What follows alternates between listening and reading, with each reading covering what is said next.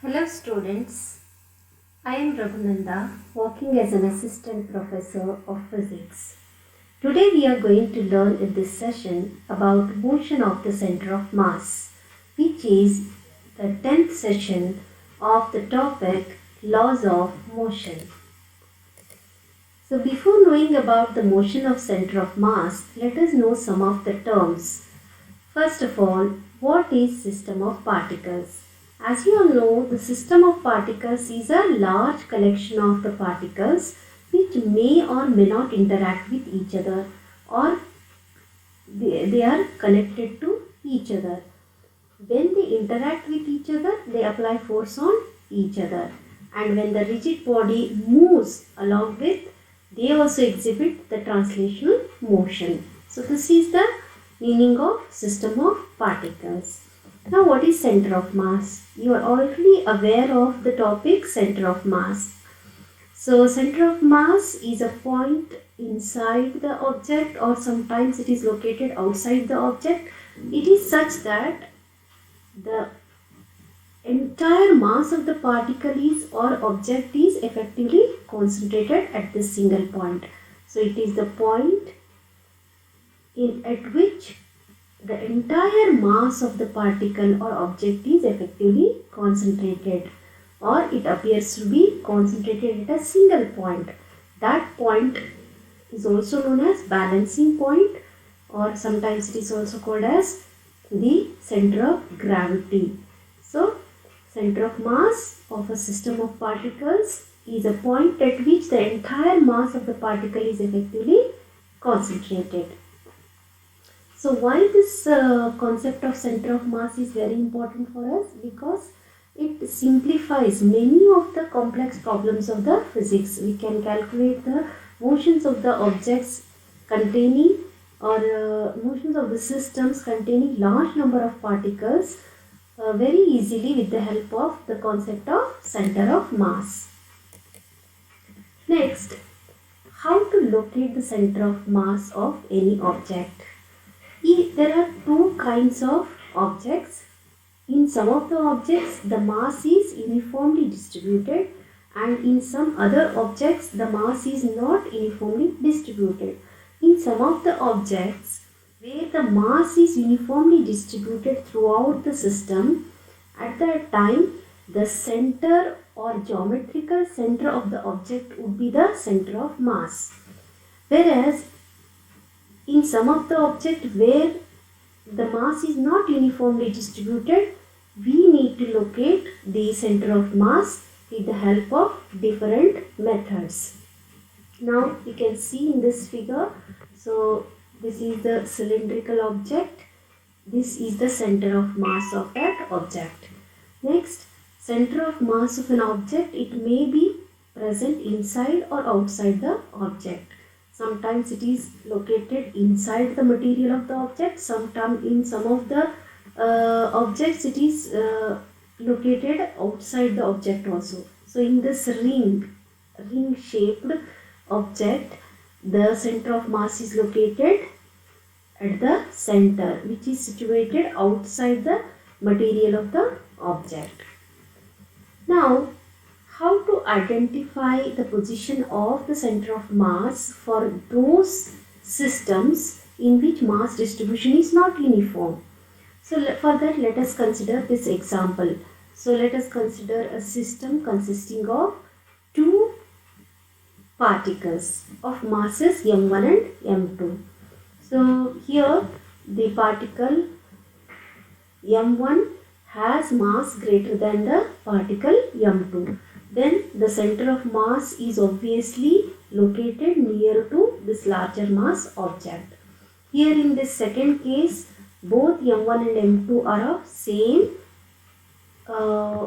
quantity, or we can say that the masses of both of them are same. Then the center of mass is located exactly at the center of the line joining the two objects. Now, if m2 is greater than m1, then again the center of mass will get shifted towards the larger mass, that is towards m2. That is, when the distribution is not uniform, the center of mass shifted to the direction of the greater mass. Now, how to locate the or how to find out the expression for center of mass or position of the expression for the position of the center of mass? Let us see. So for that, consider a very simple system consisting of two particles M1 and M2. Now here what we have to do is we have to take a reference axis here. So this is the x-axis which is our reference axis. So here at this point x equal to 0. At this point x equal to 0 and mass M1 is located at point x1 or at a distance of x1 from the origin of this x-axis, and mass M2 is located at a distance of x2 from the origin of this x-axis. So now the center of mass of these two the system of these two particles will be equal to m1x1 plus m2x2 divided by m1 plus m2. Here m1 m2 are the masses of the two objects and x1 and x2 are the distances of the two particles or objects from the reference point. Now, how you are going to find out the position of a center of mass? It is the sum of the products of mass and position vectors of the two particles or position vector of the particles of the system divided by the total mass of the system. Now, position vector of center of mass consisting of two particles. So as we have already given, if it is a three-dimensional object, then the position vector is given by r, which is equal to m1 r1 plus m2 r2 divided by m1 plus m2.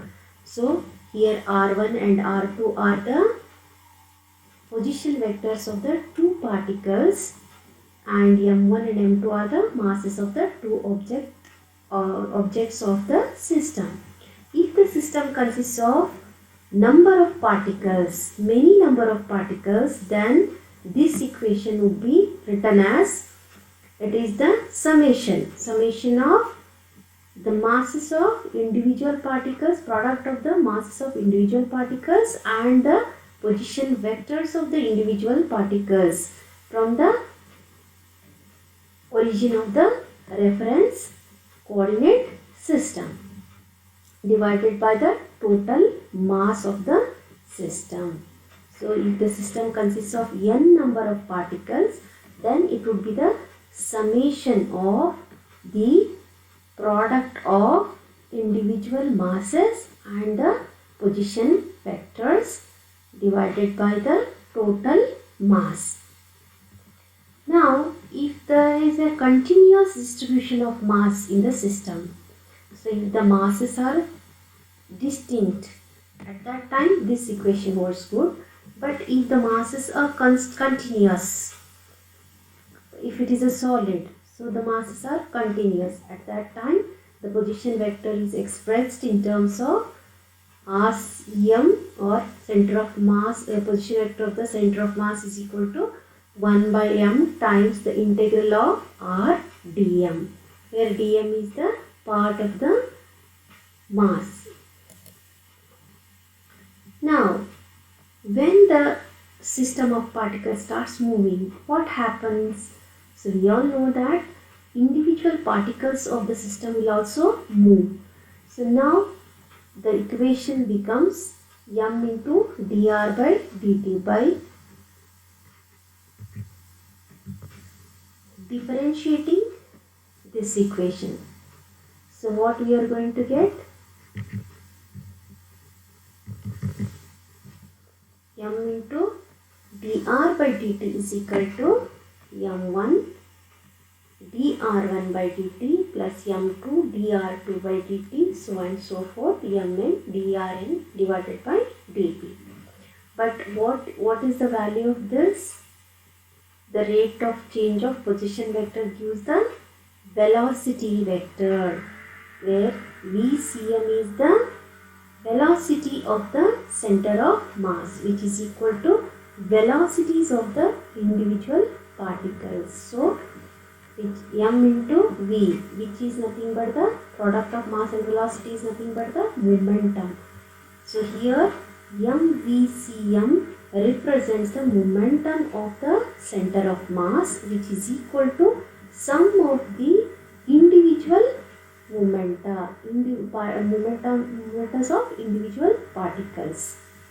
So from this equation we can get the velocity of the center of mass will be equal to summation of mk into vk, where k varies from 1 to n, divided by the total mass of the system. So this is the expression of the velocity of center of mass.